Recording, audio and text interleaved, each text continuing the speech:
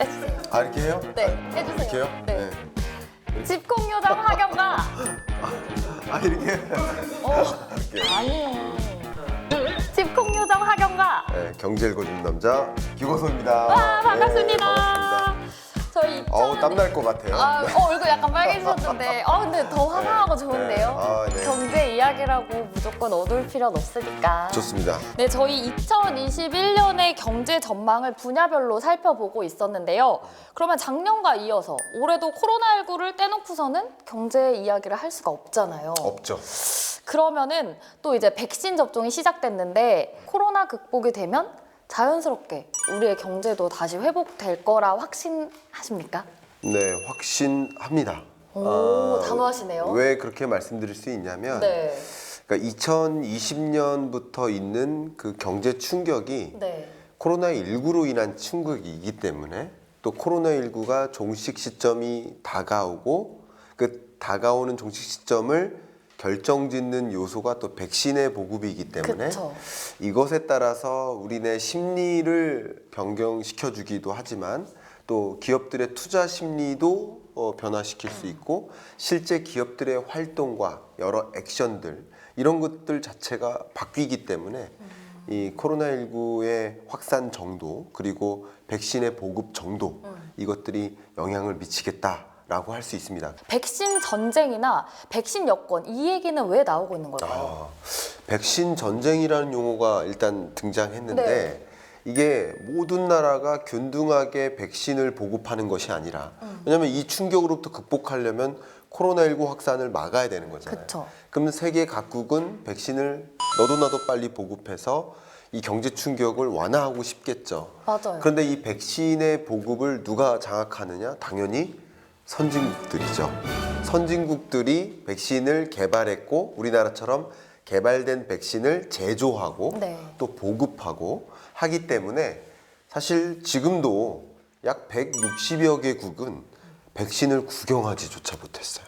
그런데 반대로 앞에 말씀드렸던 주로 OECD 이 선진국들은 마치 백신을 쇼핑한다라는 표현까지 등장할 만큼 완전 비닉빈 부익부가 백신에서도 나타나고 있네요. 그렇죠. 그래서 이런 양극화가 벌어지고 있는 모습 이게 불균형 회복이다라고 할 수 있겠죠.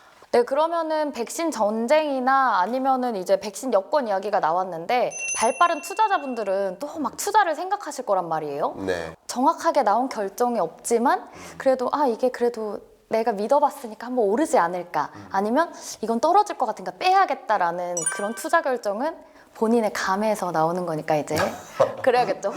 본인의 감대로 투자하면 이제 투기가 되는 것이고 오늘 이런 방송과 같이 어떤 변화가 있을까를 좀 들여다보면서 어디에 투자를 해야 될지 고민을 해야 될 것 같은데 그러면 지금 어디에 투자를 해야 될지 말씀 한번 드려볼게요. 네. 그러니까 백신 보급 이후에 어떤 변화가 있을까를 그리면 그 변화는 곧 투자 의사 결정에 영향을 주거든요. 그렇죠. 아마 1편에서 우리 홈코노미 이야기를 했었잖아요. 네. 그럼 홈코노미가 등장하면서 어떤 산업의 변화가 있었는지 말씀드리면 첫 번째, 여러분들이 정말 억눌렸던 소비 중에 하나가 뭐예요? 명품? 명품. 명품 소비가 억눌렸었어요. 코로나19 때문에. 코로나19 때문에 여행. 억눌렸다. 여행 맞습니다. 그러니까 여행이 폭발한다는 것이죠.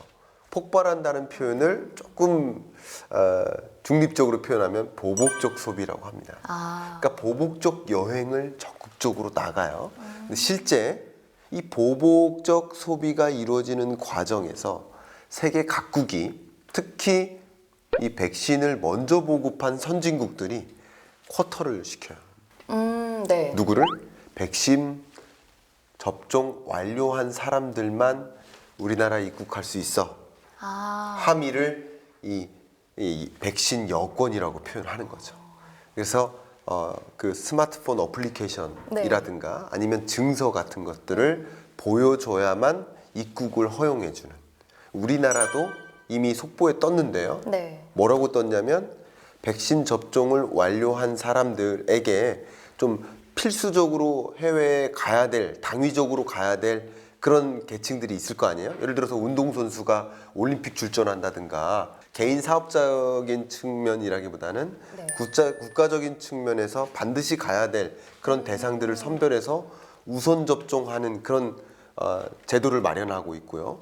더 중요한 것은 해외 주요국들, 선진국들이 백신을 접종을 완료한 사람들에 한해서 입국을 허용하는 거죠. 이런 소위 말하는 백신 여권이 등장하니까 여행객들이 너도 나도 백신을 접종을 받고 싶을 거 아닐까요? 그렇죠. 받고 싶죠. 받고 싶겠죠. 특히 억눌렸던 여행 소비를 더 적극적으로 좀 분출하고 싶은 그런 계층들은 먼저 여권 거부 반응이 있었다가 이제 오히려 여권을 선호하게 되죠. 그렇죠. 그런 것들이 백신 여권이라는 제도인 것이고, 그래서 여행 서비스, 또 항공 서비스, 또 같이 명품 소비 하셨는데 면세점업, 맞아요. 이런 여행과 해외 여행과 관련된 관련 산업들의 큰 부상이 일어난다. 그게 백신의 보급에 따라 결정된다. 강조하고 싶네요. 네, 그러면은 지금 어떻게 보면은 관광이나 여행 그리고 좀 이런 거에 많이 국민들도 기대를 하고 계시잖아요. 시청자분들도 나 언제 여행 갈 수 있을까 이렇게 생각을 하고 있는데 네. 그러면 국제적인 변화들이나 우리나라에서 이런 변화들이 내수 경제에 얼마나 많은 영향을 미칠까요? 내수 경제 관점에서도 이 코로나19 이후, 이 백신 이후 어떤 변화가 분명히 일어날 거예요. 그러니까 어떤 변화일지를 한번 관찰해 보면 좋을 텐데, 자, 한번 질문 한번 드려볼까요? 지난 한 달 동안 나는 은행에 다녀온 적이 있다. 손 한번 들어봐 주세요. 네, 제가 투시 능력이 있어서 카메라 안을 좀 보는데 네, 한 열 몇 분 들으시네요. 30만 명이 이 방송을 보고 계신데 열 몇 분밖에 손 안 드세요. 이게 뭐냐면 이 인터넷 뱅킹의 대체로 인해서 네. 이미 은행을 방문하지 않고 은행 서비스를 다 이용하고 계세요. 그쵸. 은행을 방문해서 은행 서비스를 이용하는 그런 비중이 7%로 떨어졌어요. 이게 비대면화거든요. 그쵸. 언택트가 노멀이 된 거예요. 근데 인터넷 뱅킹에 의존하는 그 비중은 70%가 넘어섰어요. 이게 은행 서비스의 비대면화예요. 자, 여러분 물건 살 때 마트 가세요? 아니면 전자상거래로 주문하세요? 많이들 전자상거래 의존하시죠. 이게 다 비대면화, 언택트가 뉴노멀이 된 거예요. 근데 원래부터 이런 언택트로의 전환은 일어나고 있었어요. 코로나19는 이 변화의 방향성을 바꾼 적이 없어요. 변화의 속도만 더 가속화시킨 것 뿐이에요. 네. 그래서 이런 언택트라는 얘기는 저도 2016년부터 하고 다녔던 거거든요. 그러니까 원래부터 그런 변화가 일어나고 있었어요. 다만 코로나19가 이걸 앞당긴 거죠. 그런데 이 백신의 보급으로 인해서 이런 변화가 또 어떻게 바뀔까? 그러면 다시 예전처럼 대면 서비스로 전환될까? 그건 아닙니다. 언택트로의 전환은 그냥 뉴노멀이 된 거고 새로운 표준이 됐는데 네. 다만 일시적으로나마 이 분출하는 보복적 소비가 대면 서비스에 집중될 수 있겠다. 이게 내수 경제의 중요한 변화입니다. 그러니까 도소매 판매액이 늘어나거나 그런 변화가 아니라 네. 같은 도소매 판매액 안에서 온라인으로 쇼핑할지 오프라인으로 쇼핑할지의 변화가 일어난다는 거죠. 그러면서 일시적으로나마 오프라인 쇼핑에 대한 의존도가 폭증할 것이다. 그렇기 때문에 주가라든가 이런 변에서도 상당 부분 반영될 텐데 그게 장기적으로 그런 오프라인 쇼핑의 증가, 대면 서비스의 증가 이런 것을 알리지는 않겠다. 이런 것들도 백신 이후에 중요한 경제 시나리오다라는 것을 말씀드리고 싶네요. 저희 프로그램 보고 계시는 시청자분들께 집콕하면서 어떤 부분에 좀 더 중점적으로 포인트 잡아서 신경 네. 쓰면 좋을 것 같다라는 말씀 전해주시면서 저희 이 자리 마무리하도록 하겠습니다. 너무 좋은 말씀입니다.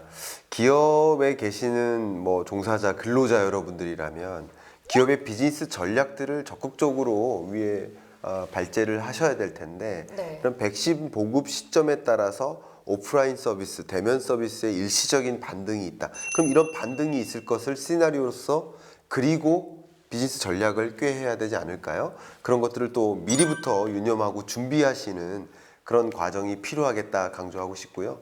또 사업자 여러분들이라면 폐업을 결심하신 분들 또 창업을 할까 말까 고민하시는 분들도 이제 백신 보급의 시나리오에 따라서 어느 정도 창업 열기가 일어날 수 있겠구나 라는 것도 보시고 상업용 부동산 시장이 크게 위축됐습니다. 그렇죠. 왜냐하면 폐업의 열기로 또 오피스 공간이 많이 축소되는 이런 과정에서 공실이 늘어났기 때문인데 이 공실이 늘어나는 과정도 이제 어느 정도 한계에 다다르는 그 시점이 이 백신의 보급입니다. 그래서 코로나19 종식 시점이 다가오면서 공실률이 또 떨어질 수 있어요. 그런 관점에서 여러분의 재테크 의사결정이라든가 이런 여러 가지 면에 걸쳐서 영향을 미치기 때문에 백신 보급에 따라서 어떤 경제 전반에 걸쳐 변화가 있는지를 보시고 여러분의 각자에게 주어진 다양한 의사결정을 합리적으로 하시면 어떨까 제안드리고 싶네요. 네, 위기가 또 기회가 될 수도 있으니까요. 여러분들도 코로나 때문에 너무 위축되지 마시고 2021년에는 좀 더 힘을 내셔서 같이 잘 살아보도록 노력하면 좋을 것 같습니다. 네, 오늘 이 시간까지 함께해 주셔서 감사합니다. 저희 마치겠습니다. 감사합니다.